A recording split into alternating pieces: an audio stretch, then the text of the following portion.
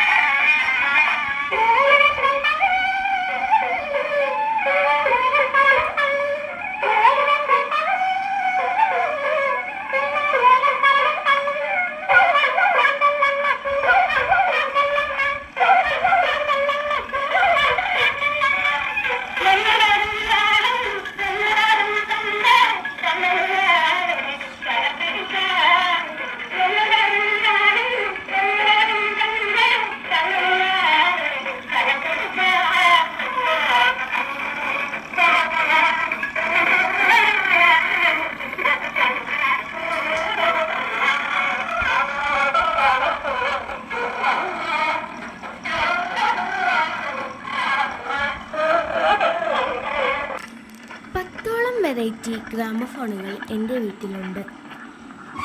ഇതിലുള്ള പാട്ടുകൾ കേൾക്കാൻ നല്ല രസമാണ്.